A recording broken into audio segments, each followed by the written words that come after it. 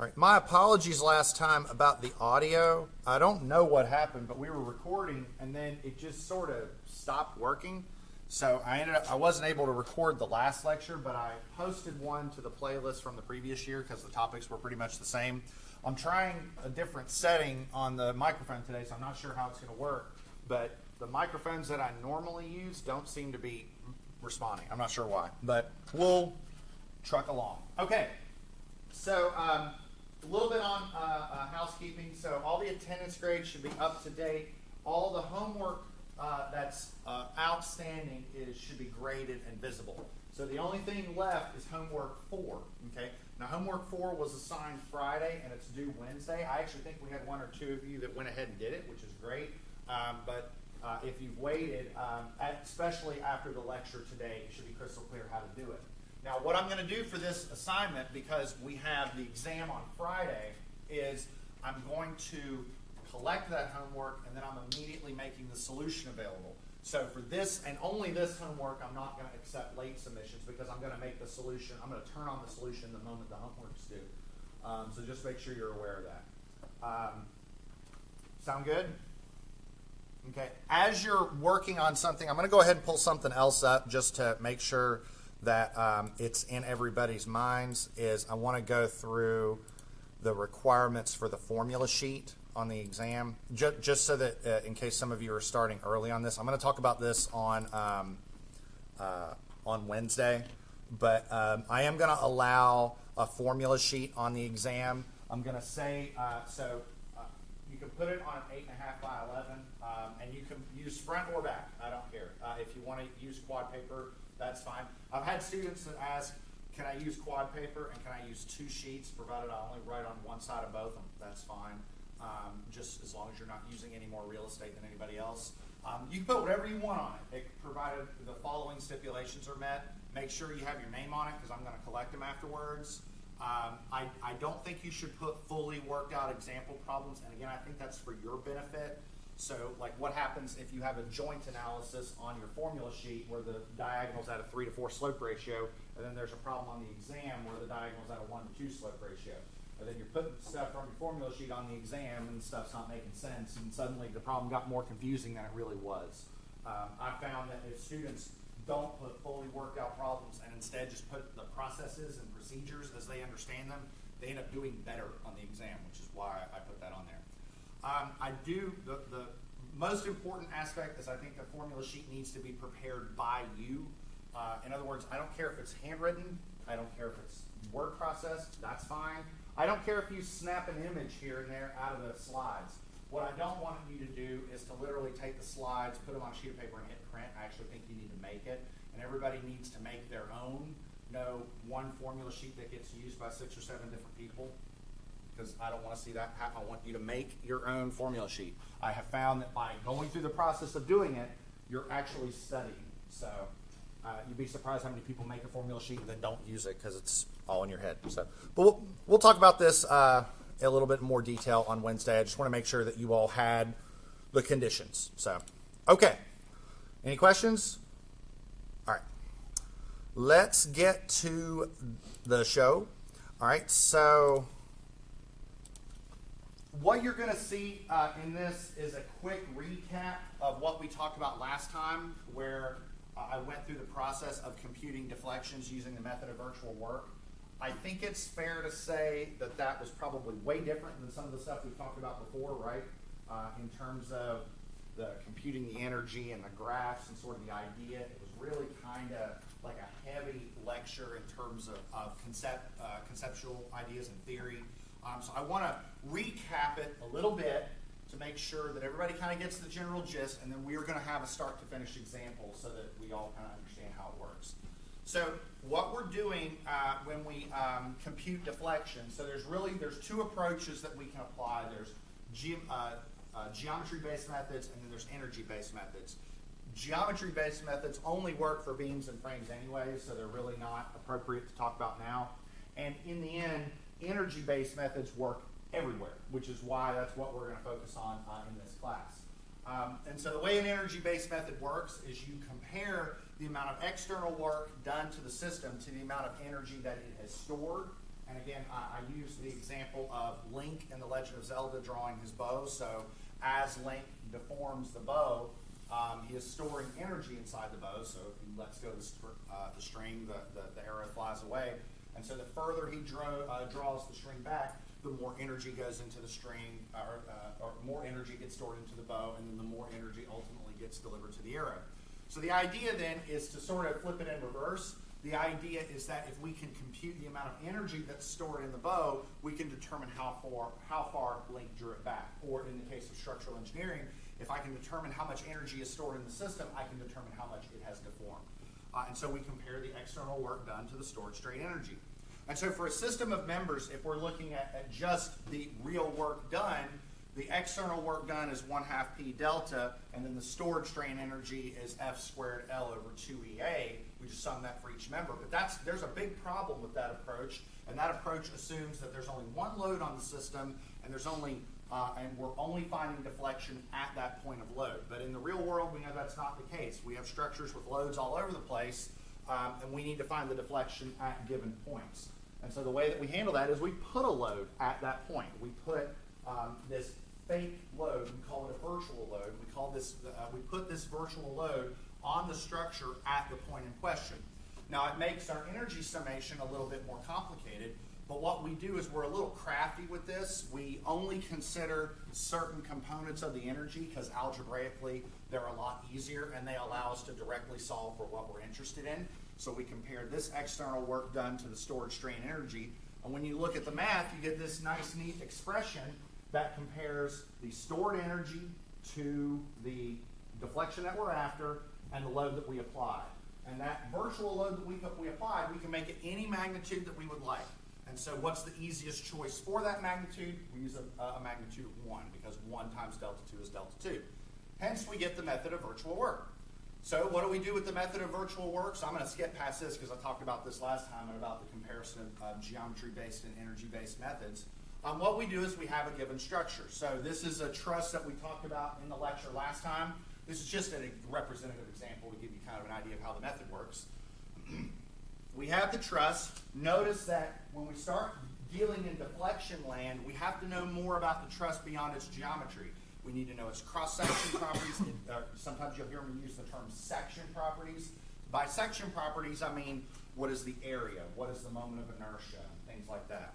So not only do we need to know those section properties, but we need to know the constitutive properties as well. What is it made out of? It's made out of aluminum. What is the Young's modulus for aluminum that we use for these members? So we need to know more about each member. For truss analysis, we need to know the EA for each member. For beams, we're going to need to know the EI for each member. So we'll get to that later. So the way the process works, the first thing we do is we analyze the truss and we determine the real internal forces inside the truss. So notice how I am discretizing the real analysis from the virtual analysis. The virtual analysis meaning that analysis due to that dummy load I placed on the system. So in terms of notation, I use a big F. That's what I like to use, a big F for the real forces, and then a little f for the virtual forces. Now for the virtual forces, what I do is I kick all those loads off the structure and I place a single load on the truss. That single load has a magnitude of 1. It is at the point in question, and it is in the assumed direction of that deflection. For this problem, I'm trying to find the deflection at B, so I put the load at B. I'm trying to find the vertical deflection, so the load is vertical, and I'm pointing it downward because I'm assuming that for this truss, B goes downward. If I get a negative answer, it doesn't mean that I need to develop significant emotional distress. It just means that I assumed an incorrect direction, and the point is deflecting upwards. So I take this truss, solve it again, and so now I get little f's for every member. So I got a big F for every member, I got a little f for every member, so I now have 2 sets of forces for each member, okay? Notice, so, I mean, yeah, it sucks we have to solve the truss again, but hopefully we can utilize symmetry if it's possible. We can identify zero force members if that's possible. It makes our life a little easier, and so on and so forth. Okay, so the method of virtual work states that we're summing energy components for every member. Those energy components are going to have a big F and a little f. So the big F is usually measured in kips in our unit system. The little f is unitless. As we talked about last time, there are no units applied to the little f. For each member, we're going to have a Young's modulus, which is usually expressed in kips per square inch, and the cross-sectional area, which is usually expressed in square inches. And what we're going to be doing is computing this: the little f, the big F, the L, over the E, over the A. So I've got kips, no units, KSI, inches, but I haven't talked about length. What should the length units be in? They should be in inches, right? So what that means is whenever I set up my table, I should set up this such that the length values are represented in inches. So that's a very easy thing to forget. Make sure that your length is expressed in inches because everything needs to be copacetic. Plug in my little f and big F values. What I customarily report the tensile forces as positive. Technically, you could report the compression forces as positive as long as you're consistent, okay? Whatever this, if you use compression as positive, you need to use that for both scenarios. Because the reason for the consistent assumption here is so that you're verifying your assumed displacement direction, okay? If all of these are the same sign, regardless of whether you consider tension positive or compression positive, if they're both positive or they're both negative, what that means is that your assumed direction was correct. If they flip-flop, right, so if this is positive and this is negative, this is positive, this is negative, this is positive, this is negative, so on and so forth, it usually means that either your assumed direction was incorrect or it's zero, the deflection's zero, which is very rare. So, yeah, that happens every now and then, but it's pretty rare. Okay, so compute FFL over EA, FFL over EA, FFL over EA for every row. This is one of those things where Excel comes quite in handy. I am okay if you use Excel on your homework. Just submit the Excel file along with your scanned submission. Sum all that up, you get a value of 0.237. By golly gosh gee, that's positive, so the deflection is 0.237 inches going downward. And that's the method of virtual work in a nutshell. Does that make sense? Let's practice it. Let's practice it on this truss. Okay, so I have here a truss, and we are going to determine a couple of deflections. At a minimum, I want to at least get through the first one. I don't know if we're going to get through both of them, but let me make this a little bigger. So we're going to determine the vertical deflection at joint C and the horizontal deflection at joint B on the truss shown using the method of virtual work. So for each member, we're going to say that Young's modulus is 29,000 KSI, so we're going to say that's structural steel. And I've given you the cross-sectional areas labeled on each member. Now, one of the things that I have not given you are the reactions. And I thought long and hard about this. For deflection problems, I've sort of decided not to, because you're going to have to compute two sets of reactions. You're going to have to compute the real results and the virtual results. And I'd rather not give you the reactions because I don't want to confuse you. If I give you the reactions for this truss, that'd be fine. But you're going to have to do a separate virtual analysis. You're going to have to compute those deflections anyways. So I thought it would just be easier to just not give them to you so that we can start to finish this whole thing. Right, I'll give you all a sec to copy this down, and then we will get to it.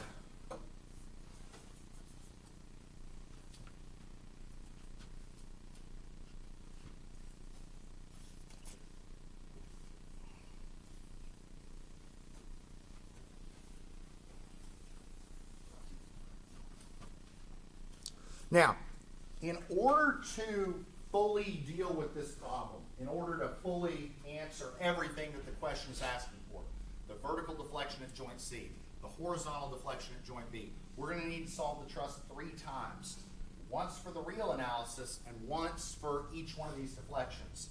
So that's a lot. I know it's a lot, but it's a small truss. And I think we might be able to make it a little easier by recognizing that there are some zero force members inside this truss. That's going to make our life a lot easier. Okay? Can anybody see a zero force member in this truss? AD. Say again? AD. You're 100% right. AD is a zero force member, right? Because I have a roller here which is going to have a reaction there. That's a zero force member. Right?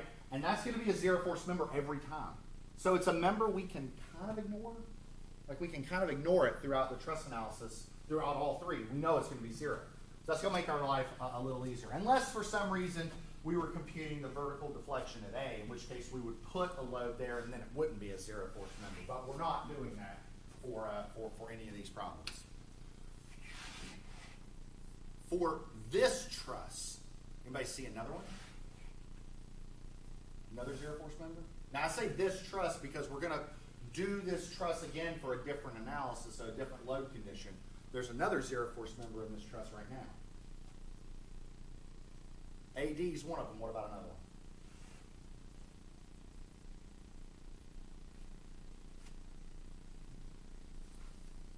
What about member BC? Look at joint C. What's going to happen with joint C? This is going to be 60 kips in tension. What's going on with this member? There's zero. There's nothing here, right? So that's going to make our life a little easier. Sound good? In fact, let's start chugging this out. Now I'm going to show you how I'm going to do this. This is how I'm going to do it. Oh, forgot to do that.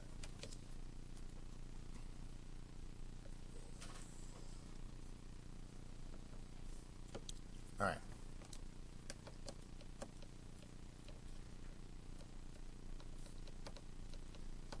So we're going to call this big F. We're going to call this virtual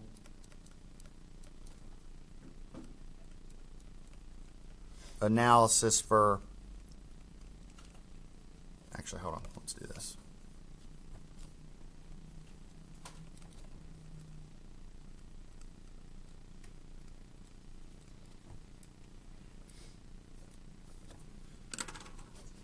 Vertical deflection C. So I'm going to do two separate truss analyses. We'll do the third one later.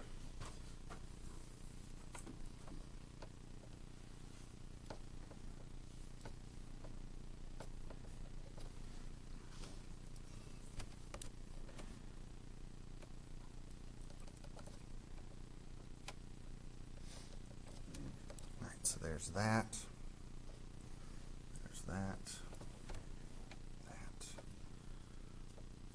That, and then that. Okay, so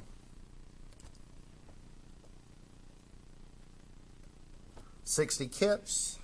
This is 80 kips. All right. And I think we already agreed that this is 0 and that's 0. So the only thing left to do is figure out the remaining three members. Now for our reactions, I think we're going to have a dy, and then let's see, we need to put some dimensions on this. So this dimension is 8 feet, and this dimension here 6 feet. Can somebody tell me what dy is? Just by looking at it. Because keep in mind, we're going to have horizontal reactions here and here. 80, right? So we're going to have a horizontal reaction here and a horizontal reaction here. So this is dx, and this is ax. So if I sum forces in the y direction, I'm going to get that dy is 80 kips upwards. Is that fair? Like that? Because I've got 80 kips down, I got to have 80 kips up. Is that okay? So there's that. Here, I should probably not be so lazy here. I should probably label my joints. That's A, that's B, that's C, and that's D. Next thing I think I ought to do is I ought to sum moments. Where should I sum moments to get these reactions here and here? Say it again? I say sum moments at D, yeah, because this one's going through, this one's going through, this one's going through. I don't have to deal with any of these. Now watch this. If I sum moments, what do I've got? I've got, what's the only thing that's contributing moment? This one right here, right? 80 times 6 has got to be resisted by AX times 8. I think that AX is pointing this way. Let's see.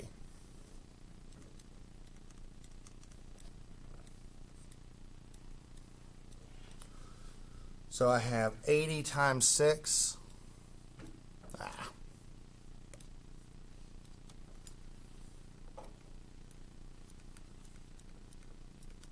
That has to be resisted by AX times 8 feet. So 480 foot kips is AX times 8 feet. I think that AX is positive 60 kips. Like that.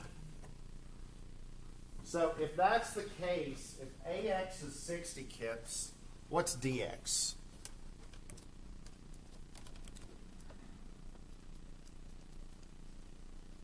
Can anybody eyeball this and tell me what DX is going to be?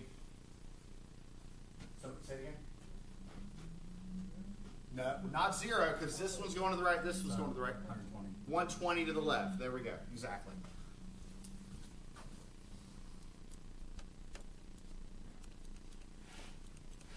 So,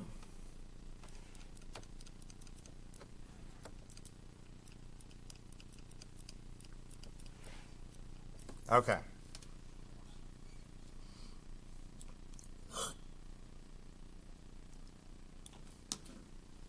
So, let's see if we can peer into the crystal ball a little bit. Okay?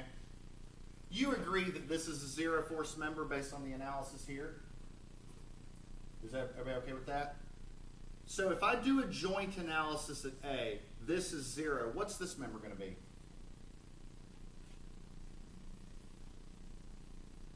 What's the force inside member AB? 60 kips in what? Compression. Well, shoot, that's already done. Let's go ahead and write that down.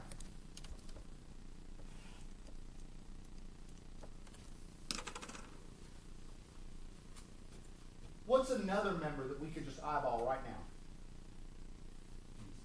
DC, right? Because if I do a joint analysis at C, what do we see? We see that that's 0, and what's going on with this member? 60 in tension. Okay.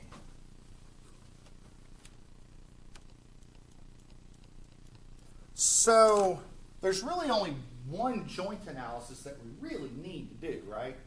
Now, does it really matter whether we do the analysis at joint B or joint D? Not really. Personally, I think I'm going to do joint B just because there's less stuff going on over here than there is here. So let's do an analysis on joint B and let's see what we get. And then I'll drag my line down here a little bit.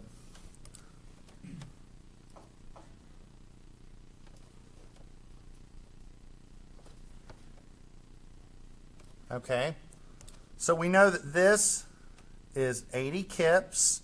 We know that that's a zero force member, and we know that this is 60 kips, right? And it's 60 kips in compression because this is in compression. So all we have is this diagonal member, which I believe this diagonal member is going to have an X and Y component. What's the Y component going to be?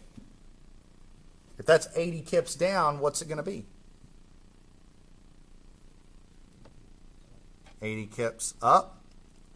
What about the horizontal component? 60 left. So that's 60 right, so 60 left. Are those pointing in the correct directions independently for a diagonal? Yes, right? Because they're both pointing away. What's the ratio of 60 to 80? It's the same thing as the ratio to 6 feet to 8 feet. So this resulting analysis, not only are they both in tension, but they fit to the slope ratio, right? And therefore,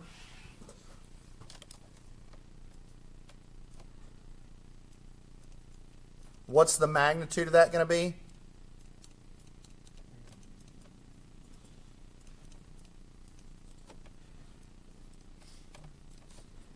Say it again. 100 kips in what? Compression or tension? Tension. By golly gosh gee, we just solved the entire truss. Truss is done. You're okay if we do for deductive reasoning, pick it out on the Yeah. homework? Yeah. I'm okay with that. And let me be clear, I am okay with you do that on the exam. The only thing I'll say is when in doubt, show me as much work as possible so that I know what to go off of. But yeah, that's correct, isn't it? Make sense? Let's set some stuff up.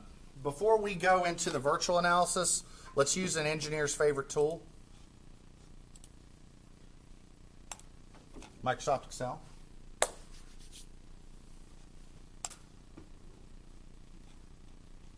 All right.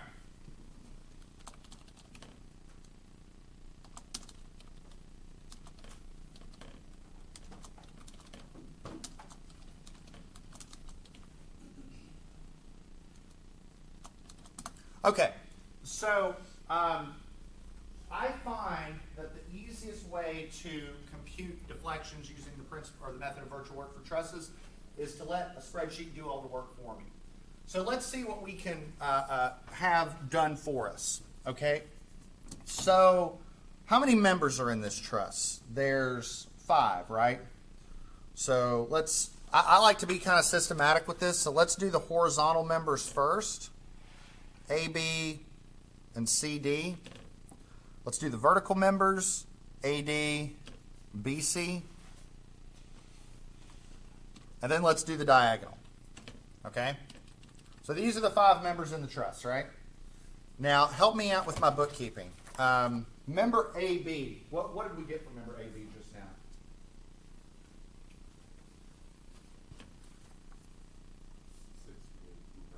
Okay, so I'm going to call that negative 60. Okay? What about CD?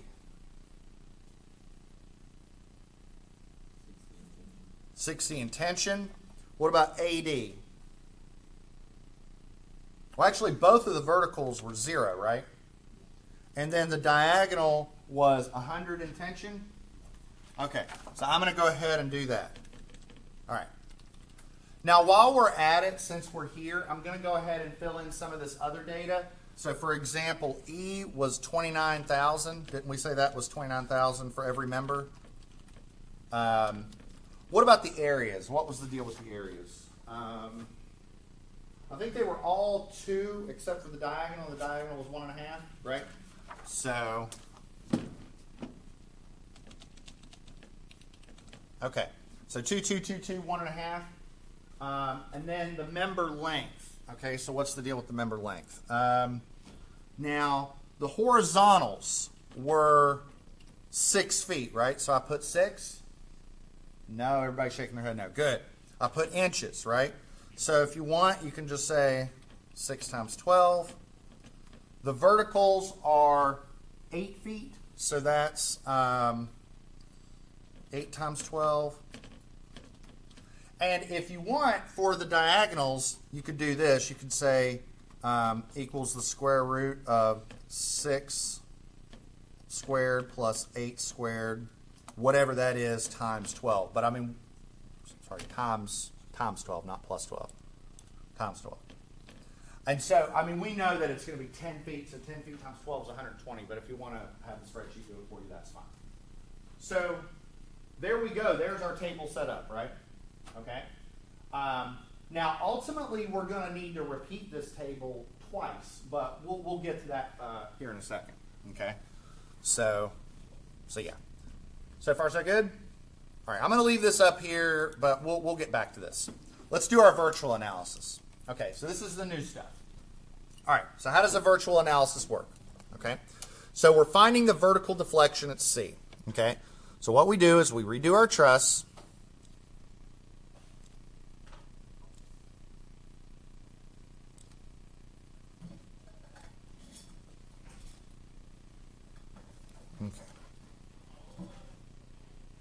All right, so we have a support condition like this,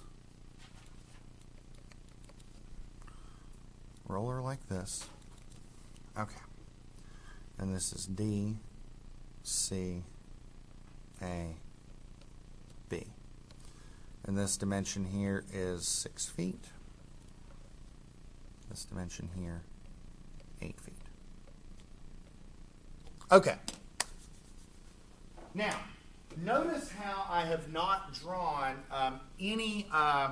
notice how I haven't drawn any loads on this structure. Okay, I haven't drawn any loads. For a virtual analysis, what you do is you remove all of the original loads from the structure. That 60 kips, that 80 kips, gone. Okay? And instead what I'm going to do is replace that with a single load of 1. Okay? Now I place that load at the point of interest. Right now I am interested in determining the vertical deflection at C. So I'm going to place that load at C. I'm going to place it vertically. Okay? So I'm going to have a load that looks something like this, and it's 1.0. The question is, does it go up or does it go down? Okay? The way that you answer that is you make an assumption. Based on the original structure, do you all think that point C is going to deflect upwards, or do you think it's going to deflect downwards? There's no right or wrong. I mean, probably down. I'm guessing based on the way this structure is, I got an 80 kip load pulling down like this, I think it's going to go downwards. So I've assumed that deflection is going downwards. So I'm going to point that load downwards. If I get a negative answer at the very end, it just means it's deflecting upwards. So don't let that worry you. Okay? So, sound good? All right, and so now what we do is we analyze the truss again. Okay? Now, before we start computing reactions, does anybody see any zero force members in this truss? DC is now a zero force member. Okay, so that's a zero force member. Anything else that's a zero force member? AD still a zero force member. So our life's getting a little easier. Now, let's do some quick joint analyses. Joint C, what's going on with this member? If I were to analyze joint C, what's going on in that member?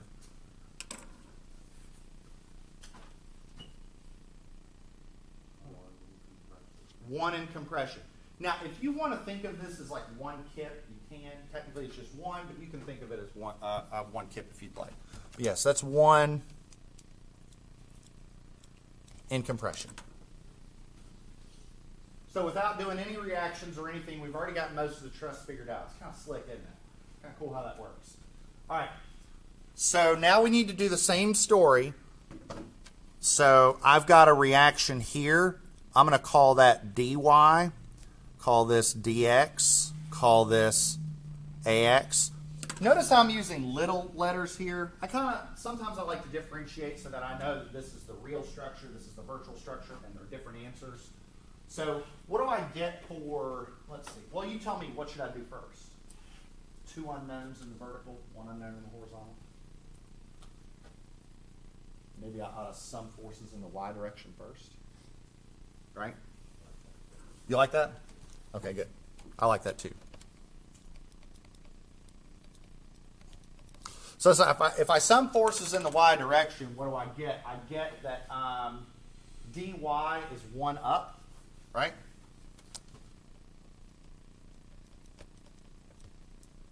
So that's 1 up. We got to sum moments again, don't we? How about we sum moments at D just like we did before?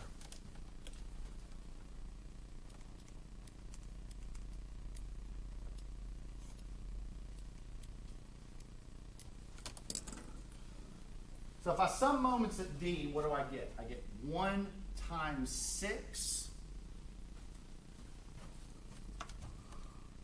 See, 1 times 6. And then I've got AX that's got to resist that by 8 feet. So I think that AX has probably got a point like that to the right. Let's see, here's D, right? 1 times 6, it's got to be AX times 8. So,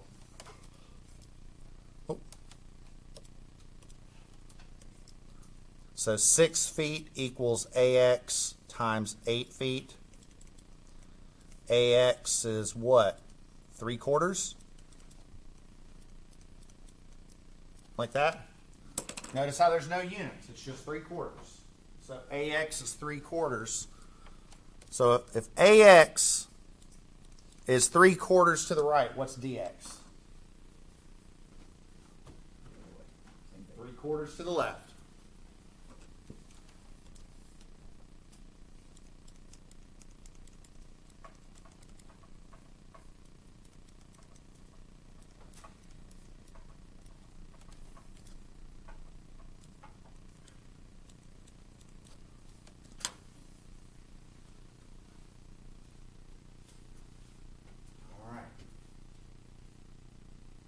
Now, before we start getting into hardcore joint analysis, are there any joints that you think we could solve by deductive reasoning or observation?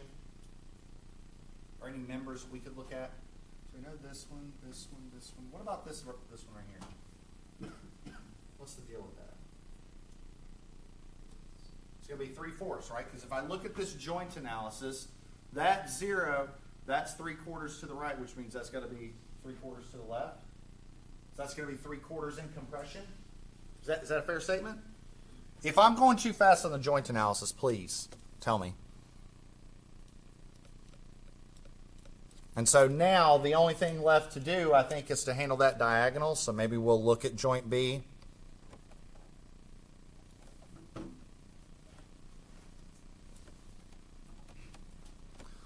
So let's see. So we've got this vertical member that's 1 in compression. Actually, let me move that down a little bit. Yeah, that's something you can't do on a whiteboard. That's great. Well, that's 3/4. So if that's 3/4 to the right, maybe that's 3/4 to the left, and maybe that's 1 up. Does that follow the slope ratio? 3/4 over 1, 6 to 8. What is 6 over 8? It's 3/4, right? So that follows the slope ratio as well. So again, the truss has a way of self-checking. So BD is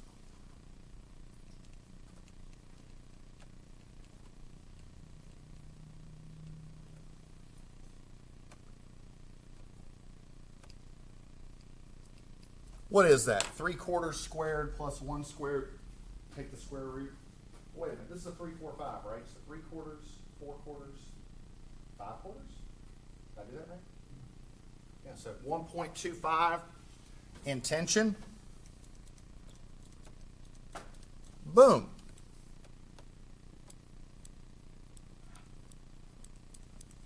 Well, by golly gosh gee, we've solved the truss. We solved 2 trusses in about 20 minutes. I like it.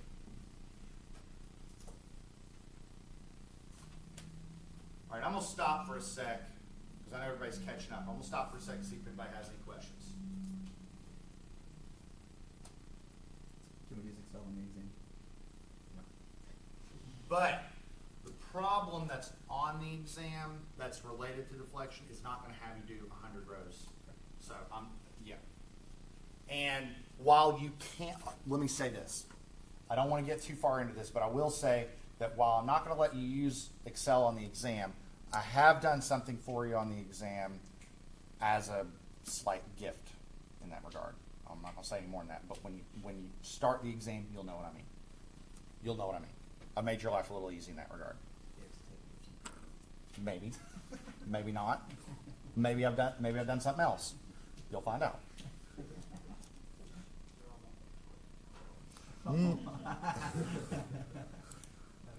What is this multiple choice thing that I keep hearing about? Is it the FE multiple choice? It's like this concept of a curve. I still haven't quite figured that out. What is a curve? It's when professors are really, really hard for no reason, so they have to curve it. So they award points that you didn't earn? You just do this on the exam. Everything that we're doing is linear, though. There's no curve. I'm sorry. I'm just being facetious. Okay. I love my job. Okay. So now we just fill in our little f's, okay? And let's see. So what do we got? So member AB on the virtual analysis, what was that?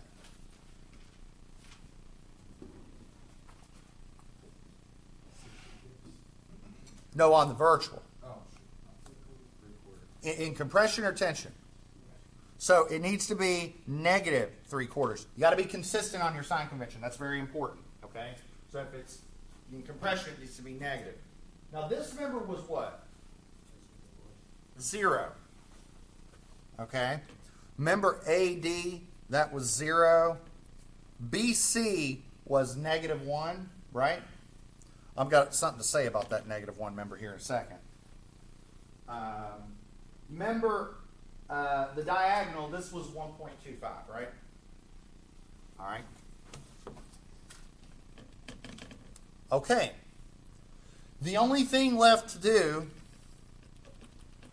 is to sum up our energy components for every element. And what's the formula for the energy? Does anybody remember that?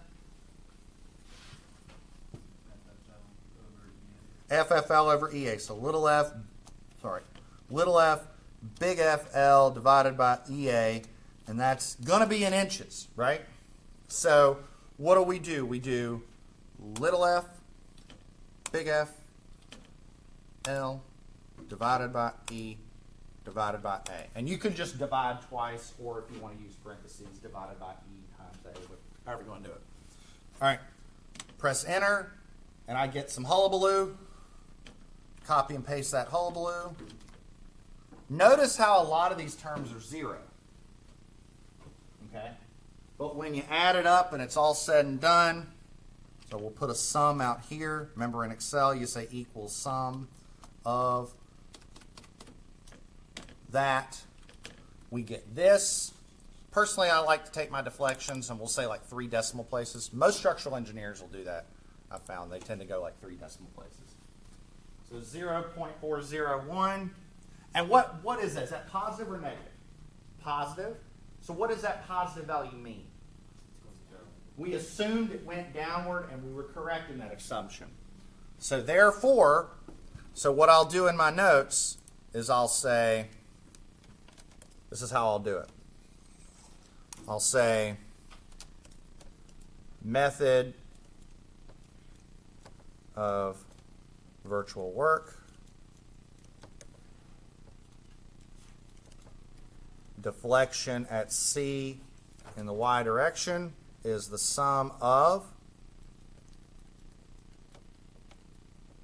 that, and we got positive 0.401, therefore is 0.401 inches downward.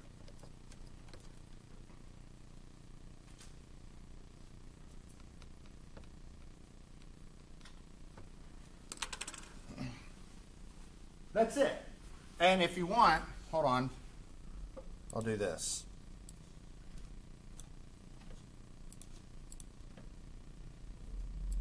I'll put that in the notebook.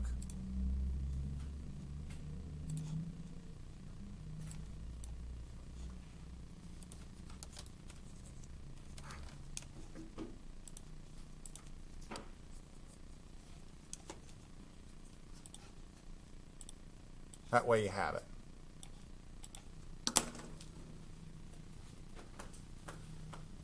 All right, I want to stop for a second, see if anybody has any questions. What did you want to say about the -1? Thank you. You were awesome. So, let me ask you a question. We got that the little f was -1 in compression, or 1 in compression. Did that matter? What if it was -963 in compression? Would it have mattered? Why? Because this one's 0. It didn't matter, right? Really, the only thing that mattered is what the force in this member, and this member was, right? When we did the real analysis first, we got 2 of those members were 0 force members. The point I'm making is that when we did our virtual analysis, honestly, we could have ignored those other 2. It didn't matter, right? It wasn't going to yield a value anyways. So here's my point, okay? Our next problem in this problem, and I'm not going to have time to finish this today, but what I'm going to say, let's do this here. The next problem in this is virtual analysis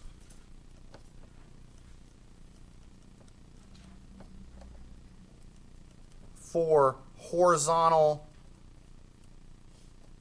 deflection at B, right? Because the problem asks for two deflections. It asks for a vertical deflection at C and it asks for a horizontal deflection at B, right? So here's the structure.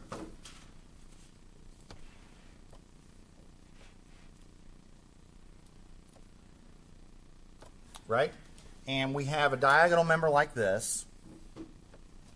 Okay? Here's a roller, or here's a hinge. Here's a roller. We are doing this. Right? That's the structure, right? That's the structure. Okay? So this 6 feet. This is 8 feet.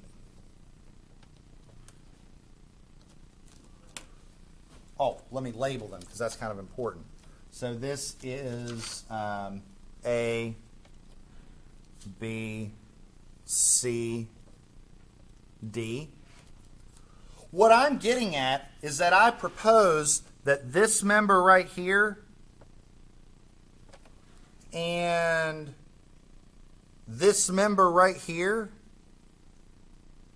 if I'm being honest, the answers for those members don't really matter. Because in the real structure, they were zero force members. So they could have 968 in compression or tension or whatever, and it wouldn't matter because I'd ultimately be multiplying them by zero. So I'm saying you can kind of ignore them, okay?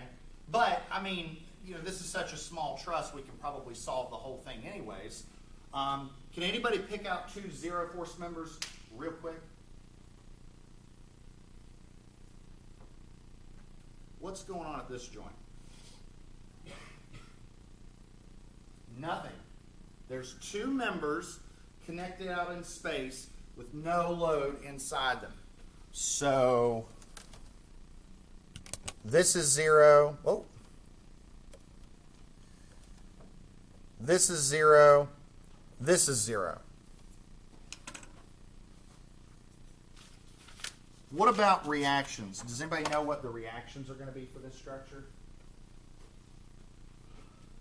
What's the vertical reaction here? 0, right? So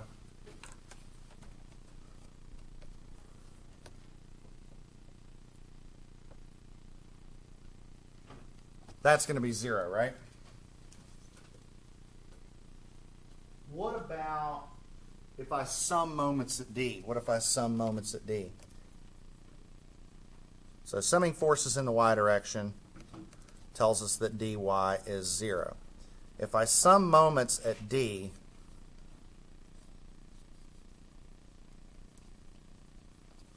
what do I get? What do I get? So I get 1 times 8.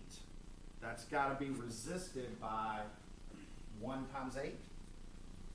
So this AX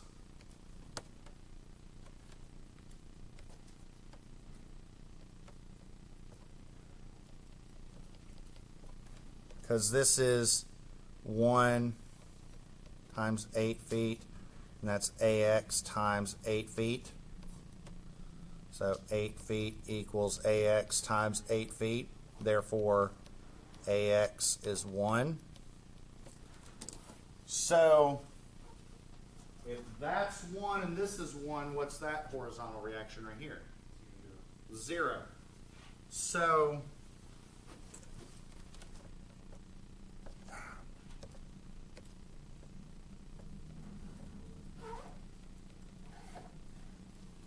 this truss just got really easy to solve. What's going on with these two members? They're 0, right? Because this joint analysis tells me I've got two members framing into it. Everything else is 0. These two have to be 0. The only member that's carrying force inside this entire truss is that one. You see it? You want to know the beauty of Excel? Here's the beauty of Excel.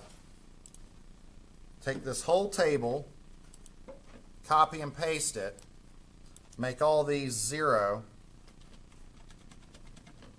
make that one 1. Ooh, looks like we might have assumed incorrectly. Is that bad? No, just means the assumption was incorrect. So I'll take this table here, put that there. So, looks like we did get that truss solved. I didn't think we would get it solved. So,